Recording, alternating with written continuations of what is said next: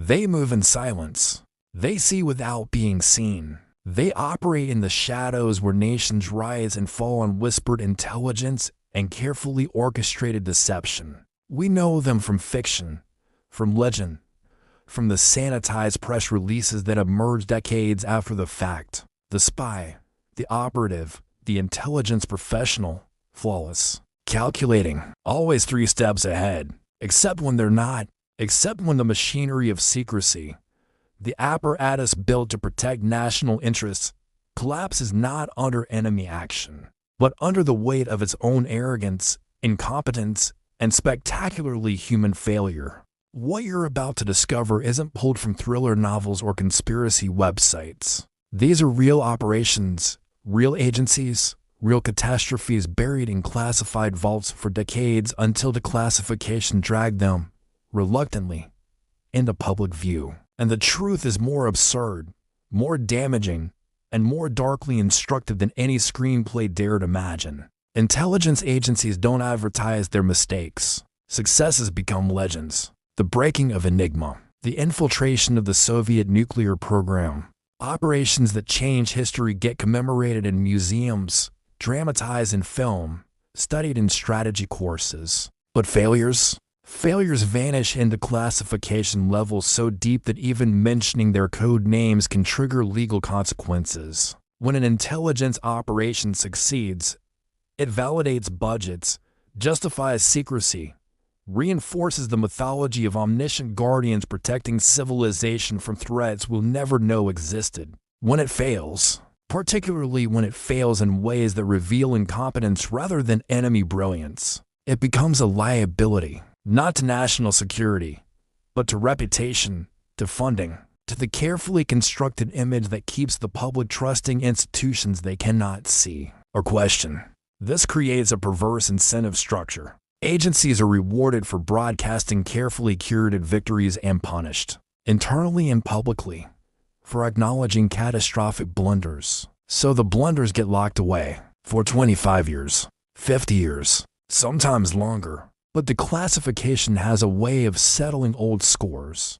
Documents emerge, memoirs get published, freedom of information requests chip away at protective barriers, and slowly, painfully, the truth emerges. Not the sanitized version, not the redacted half-story, the full, unvarnished account of intelligence operations that didn't just fail but fail in ways so preventable, so obvious in hindsight, so utterly avoidable that they raise uncomfortable questions about the institutions we trust to operate beyond oversight. These aren't tales of enemy cunning or technological surprise. These are stories of ego overriding analysis, of bureaucratic momentum steamrolling common sense, of operatives so convinced of their own cleverness that they walk directly into disasters any reasonably cautious observer could have predicted.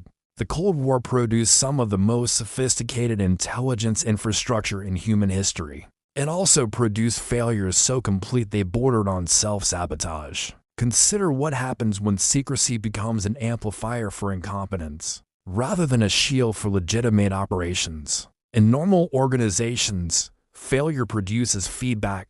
Colleagues question decisions. Oversight bodies investigate. The media scrutinizes. Corrections happen, however imperfectly. But intelligence agencies operate in a different ecosystem. Their work is classified. Their decision-making processes are opaque. The officials authorizing operations often lack technical expertise to evaluate them, and the operatives executing missions can't discuss them even with colleagues in adjacent departments. This creates environments where bad ideas metastasize unchallenged, where groupthink goes unquestioned, where the very secrecy meant to protect operations instead protects them from the critical examination that might prevent catastrophe. When failure finally arrives, it does so with the full force of accumulated overconfidence meeting unforgiving reality. The historical record, once declassified, reveals patterns. Intelligence agencies are staffed by humans, which means they carry all the cognitive biases, institutional pressures, and psychological vulnerabilities that afflict any organization. But unlike corporate failures or political misjudgments that face immediate public scrutiny, Intelligence failures can hide for generations. The CIA officer who authorized an operation that collapsed in humiliating exposure might retire with honors, their mistake buried until long after they're beyond accountability. The MI6 operation that wasted millions and endangered assets might remain classified until everyone involved is dead. And in that gap between failure and revelation, the same mistakes get repeated. Different countries, different agencies, different decades, same fundamental errors in judgment, tradecraft, and human psychology. Some failures became legendary precisely because they couldn't be hidden. The Bay of Pigs invasion was too public, too catastrophic, involving too many people to classify into obscurity. But for every operation that failed spectacularly in full view, dozens collapsed in shadows, their wreckage hidden behind classification stamps and carefully worded denials. Operations where spies were sent into hostile territory with equipment that didn't work. Defectors who turned out to be double agents feeding disinformation for years, while agencies congratulated themselves on recruitment successes. Technical surveillance programs that spent fortunes to discover information already available in newspapers that drops left in the wrong location.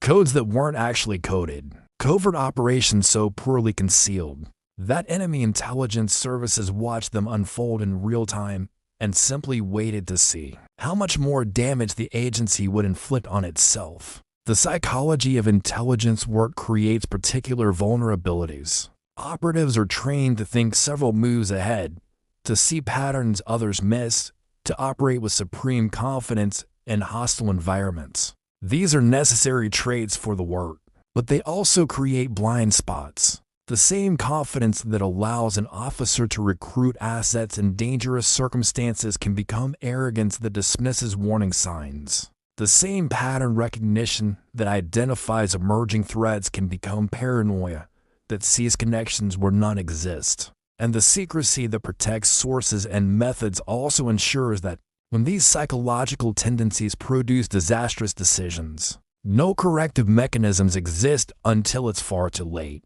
Add institutional pressure to produce results, bureaucratic competition between agencies, political pressure to validate preconceived conclusions, and you create conditions where failure isn't just possible but structurally inevitable. What's remarkable isn't that intelligence agencies fail. It's that they fail so consistently in such predictable ways. The truly haunting question is how many failures remain classified. Declassification typically happens decades after events, when key figures are dead, when geopolitical contexts have shifted, when revelation no longer threatens active operations or living sources. But classification decisions aren't made by neutral arbiters. They're made by the institutions whose reputations stand to suffer from disclosure, which means the operations we know about, the disasters that have been declassified, likely represent the minimum embarrassment agencies couldn't suppress indefinitely. For every exposed failure, how many others remain locked away? For every operation declassified because time rendered it safe to acknowledge, how many are still deemed too damaging to reveal? And what does it say about institutional accountability when organizations can indefinitely classify their own mistakes? Intelligence agencies will tell you that secrecy protects sources, preserves methods, prevents enemies from understanding capabilities and limitations. All true. But secrecy also protects reputations, shields bureaucracies from scrutiny, allows failures to be forgotten by everyone except the people who lived through them.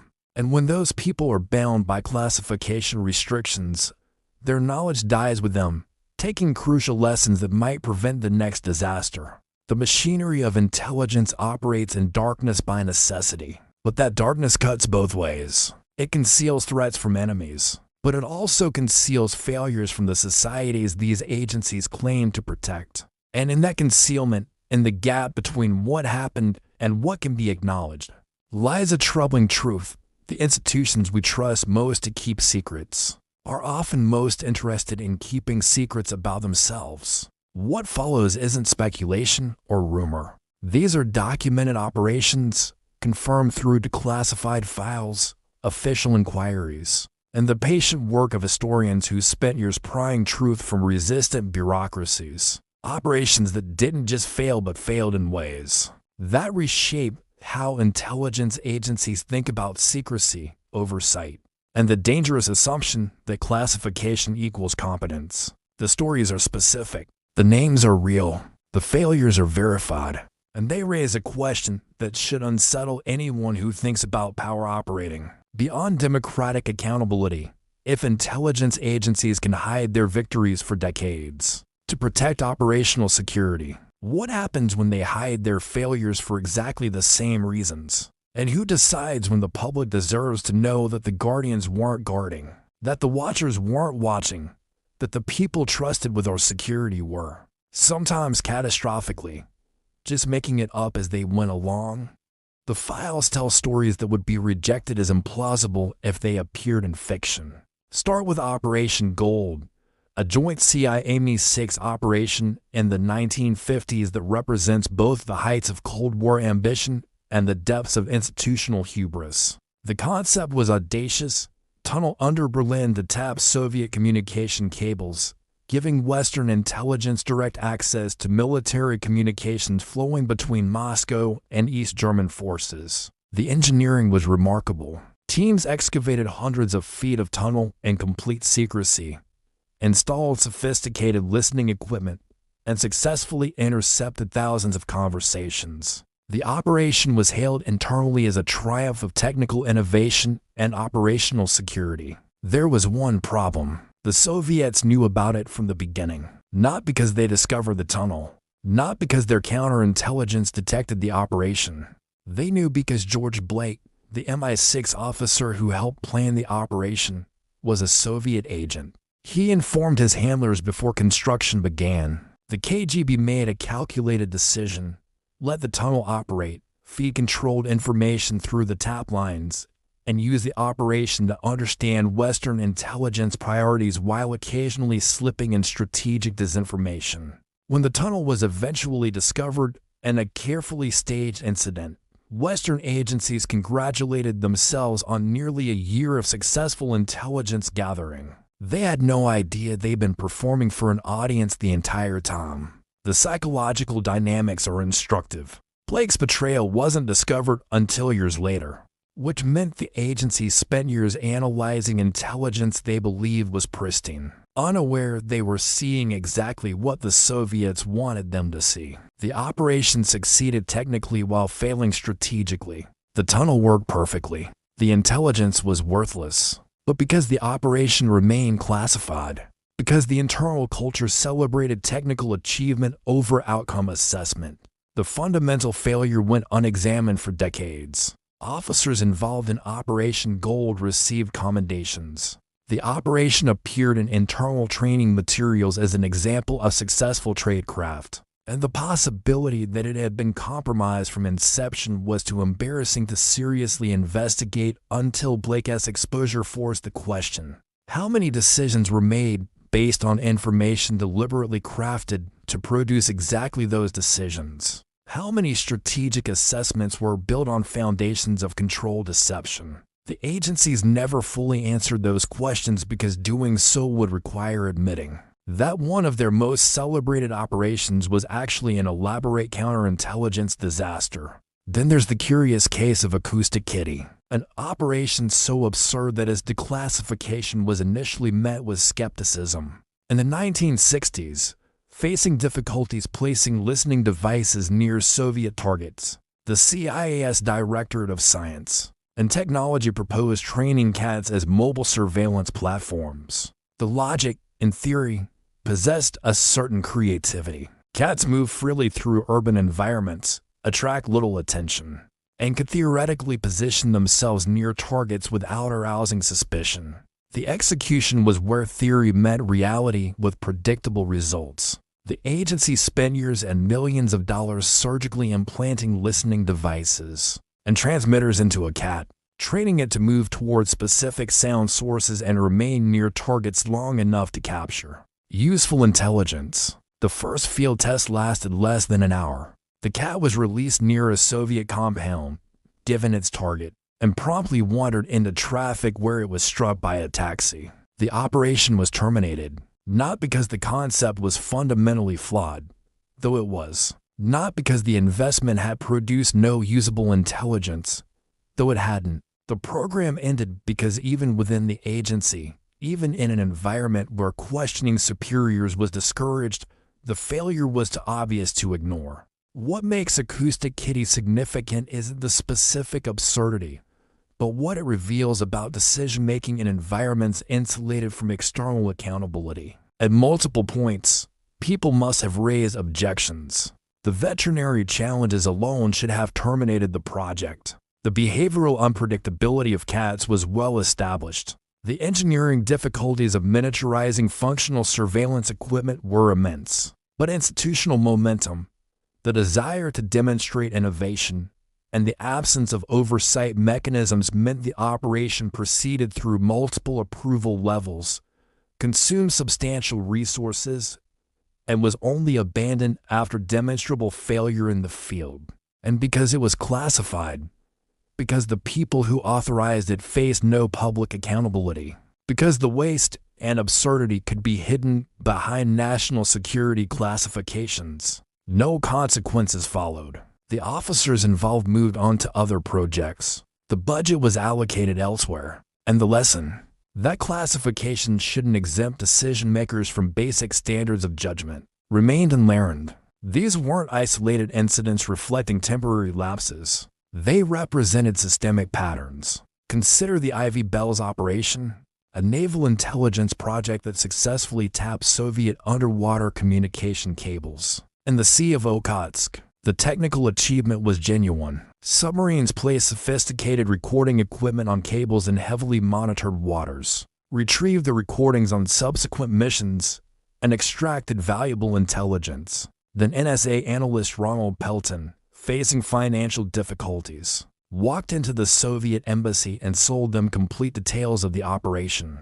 Not because of elaborate surveillance, not because Soviet counterintelligence penetrated compartmentalized security. He simply volunteered the information for money. The Soviets, learning their supposedly secure communications had been compromised, immediately changed procedures, rendering years of intelligence groundwork worthless.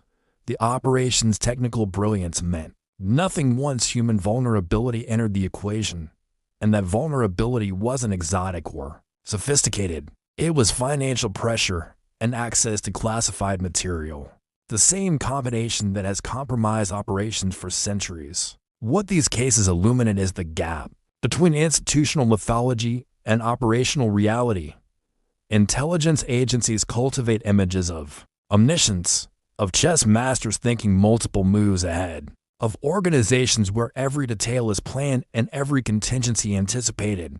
The Declassified record reveals something different. It shows institutions where organizational culture sometimes rewards ambition over judgment, where classification creates environments where bad ideas don't receive the scrutiny they would in transparent settings, where the pressure to produce results can override basic operational security. These weren't failures caused by enemy action or technological surprise. They were failures of judgment, of organizational culture, of the assumption that secrecy itself provides protection against incompetence. An enemy didn't need to penetrate Operation Gold because an insider was already there. The Soviets didn't need to discover Acoustic Kitty because the operation was operationally absurd.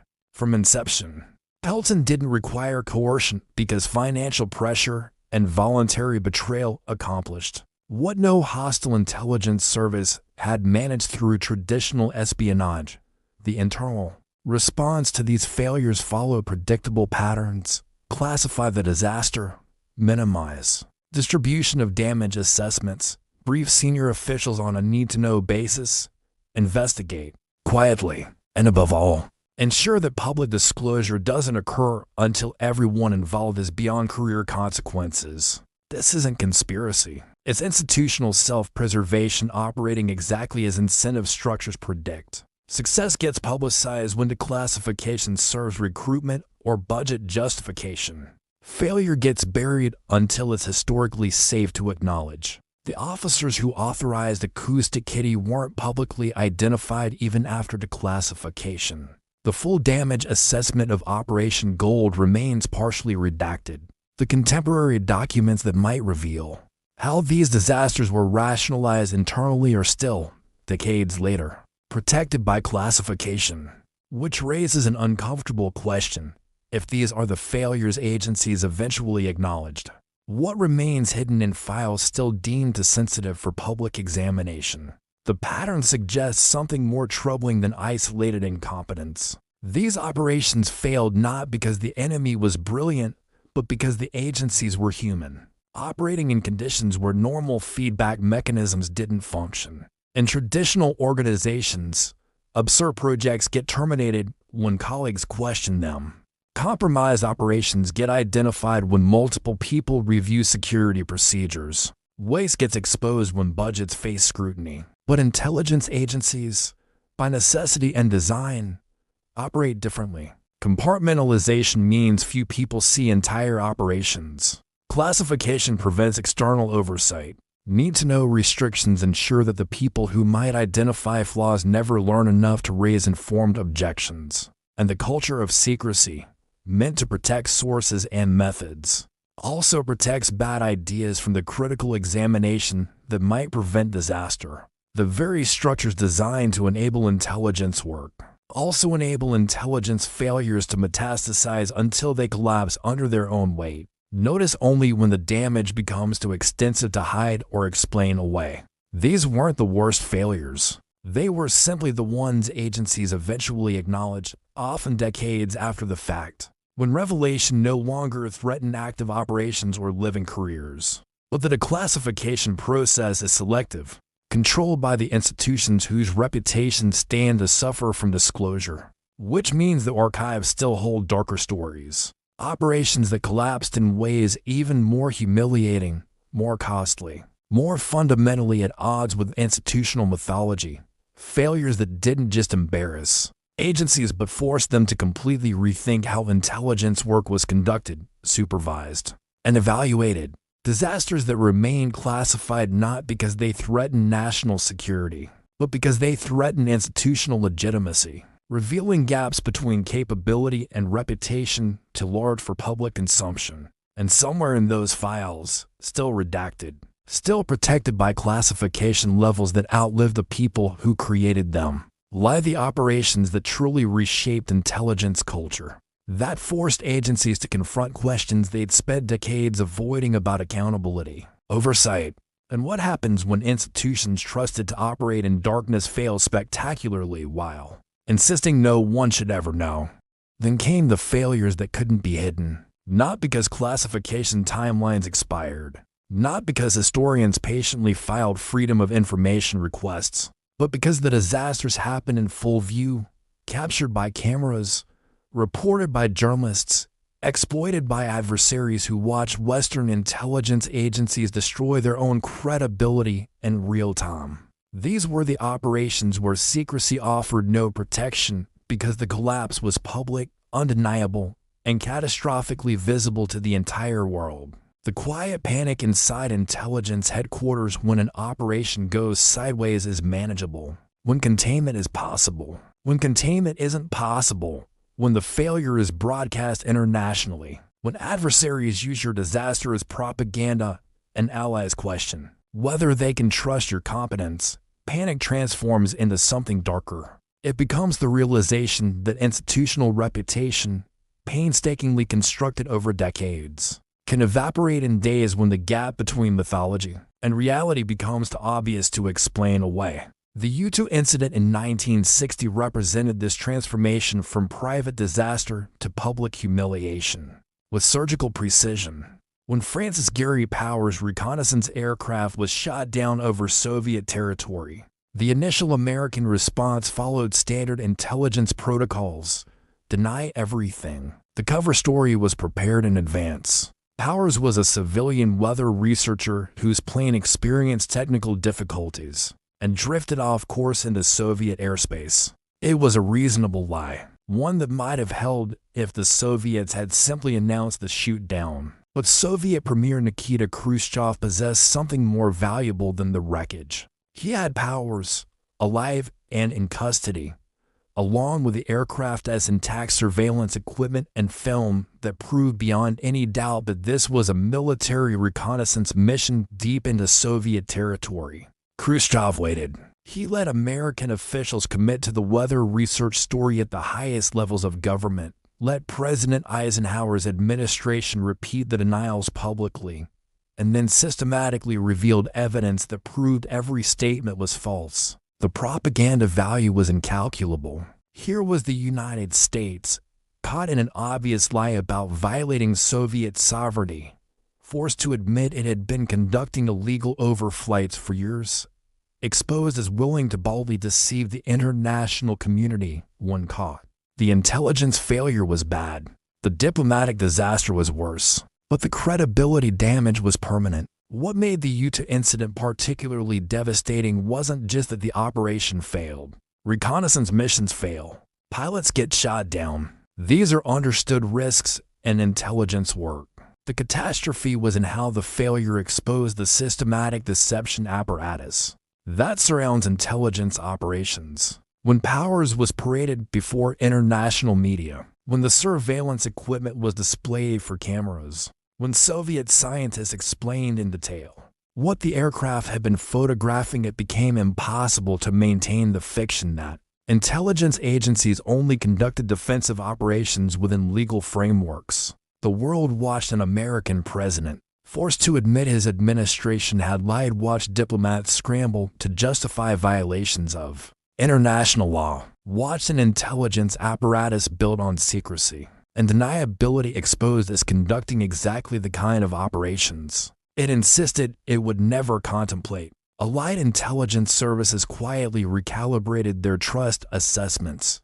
If the Americans would lie this transparently, this extensively, what else were they lying about, and domestically? The incident opened questions about oversight and accountability that intelligence agencies had successfully deflected for years. If the president didn't know about the overflights, as some initially claimed, what did that say about intelligence operating beyond executive control? And if he did know, what did it say about official denials and congressional testimony? The institutional response revealed as much as the operational failure, rather than acknowledge systemic problems with oversight and risk assessment.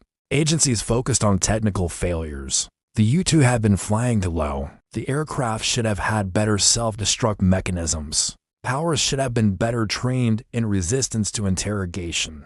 The analysis focused relentlessly on details that might prevent future shootdowns, while carefully avoiding larger questions about operations so provocative that their exposure would create diplomatic crises. This is the standard organizational reflex when failure becomes public.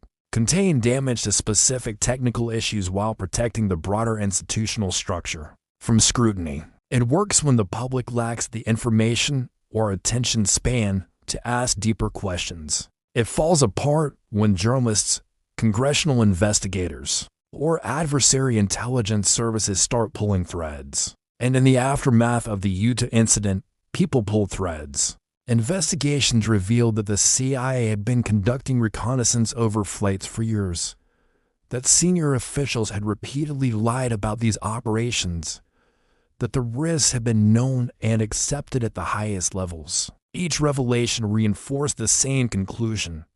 The intelligence community operated with minimal oversight, substantial autonomy, and a willingness to deceive elected officials and the public when disclosure would prove embarrassing.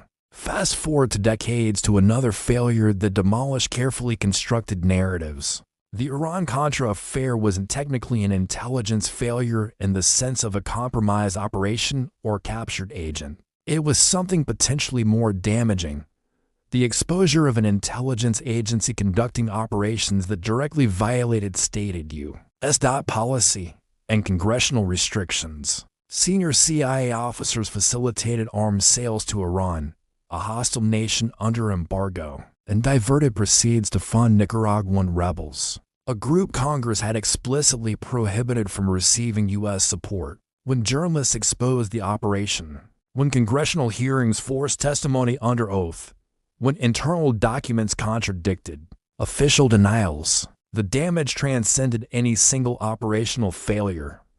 This was revelation that intelligence agencies had created entirely parallel foreign policy structures, that they'd lied to Congress. That classification was being used not to protect legitimate national security interests, but to conceal illegal activities from oversight bodies. The institutional response followed familiar patterns: compartmentalization of blame, limited document disclosure, emphasis on individual bad actors rather than systemic dysfunction. But the credibility damage persisted. Intelligence agencies had demonstrated they would violate the law, lie about it, and use classification to prevent accountability. Every future denial, every assertion of trust us, every request for expanded authority carried the weight of Iran-Contra precedent. These public failures operated differently than internal disasters. When Operation Gold's compromise was discovered years later through defector testimony, the agency could quietly investigate, implement security improvements, and ensure the failure never reached public awareness. When the U-2 was shot down with the pilot and equipment intact, there was no internal fix that could undo the diplomatic catastrophe already unfolding on international television. The exposure was the failure. And exposure meant not just admitting the operation failed, but defending it, justifying it, explaining to allied governments and domestic audiences why activities that look suspiciously like reckless adventurism or illegal operations were actually necessary components of national security. Sometimes those explanations held. Often they didn't. And in the cases where they didn't, where the operation looked indefensible even with full context, agencies faced a choice: accept responsibility and damage institutional reputation, or deflect blame and damage credibility when the deflection inevitably failed. Neither option was good. Both produced the same result: trust eroded, oversight increased, and the space in which intelligence agencies could operate with minimal supervision contracted. The pattern that emerged from these public disasters was striking in its consistency. Initial denial, followed by limited acknowledgement, followed by technical explanations that avoided larger accountability questions, followed by limited reforms that address specific failures without confronting systemic issues. This pattern worked as long as failures remained isolated events separated by years or decades. It collapsed when failures accumulated faster than institutional credibility could recover. Each exposure reinforced skepticism about official denials. Each revelation of past deception made current assurances less credible. And the cumulative effect, over decades of disclosed failures, was to transform intelligence agencies from institutions that operated with broad public trust and minimal oversight into organizations viewed with suspicion, assumed to be concealing embarrassing information, and subjected to increasingly aggressive investigative journalism and congressional scrutiny. The agencies hadn't fundamentally changed their operations, but the environment in which they operated had transformed. Secrecy no longer provided protection from accountability. Classification no longer prevented eventual disclosure. And the assumption that intelligence work required operating beyond normal legal and ethical constraints faced challenges from media, Congress, and public opinion in ways that would have been unthinkable during the early Cold War. What these public failures revealed most starkly was the dependency of intelligence agencies on trust they systematically depleted. When operations succeeded, no one questioned the methods. When operations were exposed as failures, especially failures that involved illegal activities or reckless risks, every past success became suspect. Were those real victories, or were we just lucky? Were we told the truth about those operations or convenient fictions? If agencies lied about operations that failed publicly, what were they lying about that hadn't been exposed yet? These questions, once raised, metastasized through public consciousness, and intelligence agencies, built on foundations of secrecy that prevented them from defending their record transparently, discovered they'd created a structural vulnerability. They couldn't respond to skepticism by revealing their successes because revelation would compromise methods and sources. They couldn't acknowledge failures until decades later when declassification became safe. And in that gap, in the space between what they could prove and what they needed people to believe, credibility eroded, not catastrophically, not all at once, but steadily. Failure after exposed failure, until the institutional capital accumulated over generations was substantially depleted. And once the capital was gone, once trust was exhausted, intelligence agencies discovered something uncomfortable. Without credibility, without the presumption that their claims were true, and their operations necessary, they lost the single most important asset in their arsenal. Not technical capabilities, not operational tradecraft, but the political and social license to operate in shadows, beyond oversight, on the assumption that such operations serve national interest, rather than institutional self-preservation. That license, once revoked or even substantially qualified, doesn't easily return, and its loss represented a failure more consequential than any botched operation. The failure to maintain the relationship between intelligence institutions and the societies they claimed to serve, a relationship built on trust that repeated public disasters had systematically and perhaps irreversibly damaged. The aftermath of these failures produced changes that never appeared in public announcements or congressional testimony, but quietly reshaped how intelligence agencies functioned. Some reforms were structural. Oversight committees gained authority they previously lacked. Internal review processes became more rigorous.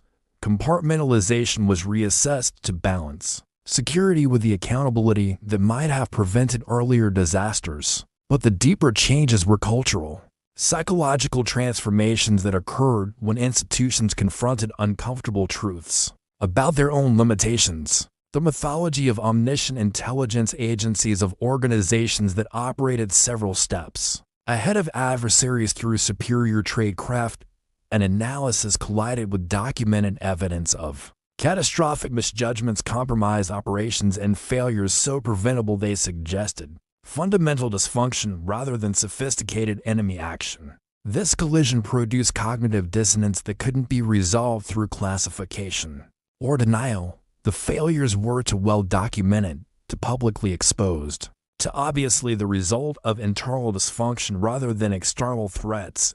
And in that dissonance, slowly and unevenly, a different institutional culture began emerging, one less confident in its own infallibility, one more willing to question assumptions that previously went unchallenged, one that understood, however reluctantly, that secrecy could protect operations from enemies but also protect bad ideas from the critical examination they needed.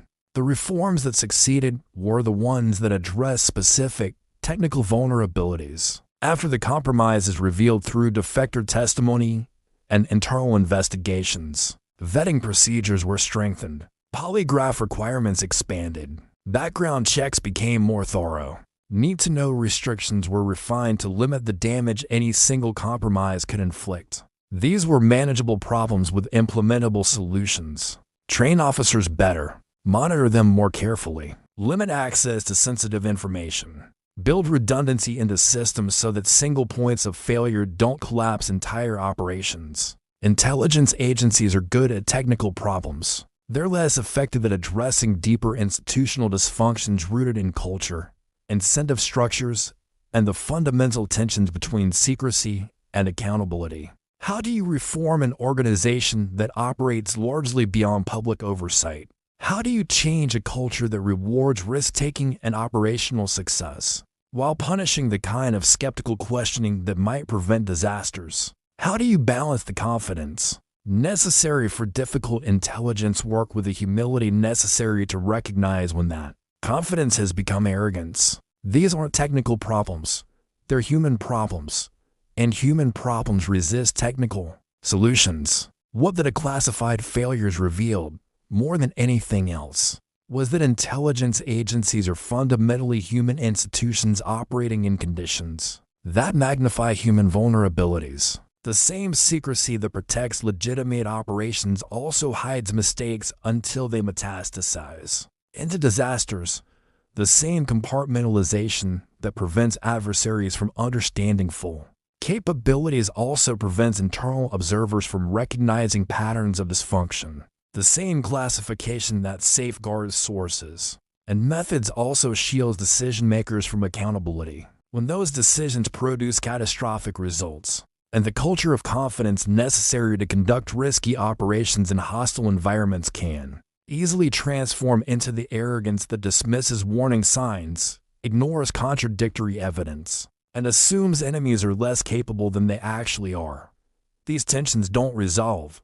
They're inherent to the work, which means the conditions that produce past failures remain embedded in the institutional structures that agencies built to prevent future ones. Different procedures, same underlying dynamics, and those dynamics given time and pressure and the human tendency toward overconfidence will eventually produce new failures that future generations will study with the same sense of disbelief. We now bring to operations like Acoustic Kitty or the compromised Berlin Tunnel. The question isn't whether intelligence agencies learn from failure. They did, in specific and limited ways. The question is whether they learned the right lessons. Did the U2 incident produce genuine reflection about the risks of operations that, if exposed, would create diplomatic catastrophes? Or did it simply generate better technical procedures for avoiding shoot-downs and managing pilot capture? Did Iran-Contra force meaningful examination of how agencies operate beyond congressional oversight? Or did it primarily result in better compartmentalization and more careful record-keeping to prevent future paper trails? The declassified evidence suggests something uncomfortable. Agencies learned how to avoid specific failures. They became better at technical tradecraft, operational security, and damage control when failures occurred. But the deeper institutional patterns, the cultural tendencies toward overconfidence and insularity, the structural dynamics that make critical self-examination difficult in organizations built on secrecy, these largely persisted, because changing them would require transforming the fundamental nature of intelligence work, admitting vulnerabilities that adversaries could exploit, and accepting levels of oversight that agencies argue would compromise their effectiveness. And no institution voluntarily dismantles the conditions that enable its core functions, even when those same conditions produce periodic disasters. So the failures continue, in new forms, under different classifications, involving technologies and methods that didn't exist when the Berlin Tunnel was built, or Powers U2 was shot down. Modern intelligence services face challenges their Cold War predecessors couldn't imagine. Digital surveillance on unprecedented scales, cyber operations that blur lines between intelligence gathering and offensive action, technologies that generate vast amounts of data while making traditional human intelligence more difficult. And in this environment, the same human vulnerabilities persist. Overconfidence in technical capabilities, institutional pressure to produce results, the assumption that secrecy provides protection not just from adversaries but from the consequences of mistakes. Decades from now, when today as classified operations or declassified future researchers will examine failures that seem preventable in retrospect that resulted from patterns visible in historical precedent that organizations should have anticipated based on lessons supposedly learned from past disasters. And they'll ask the same questions we're asking now about Operation Gold and Acoustic Kitty and the U2 incident. How did smart people make such obvious mistakes? Why didn't anyone question the assumptions? What does this say about accountability in organizations that operate beyond normal oversight?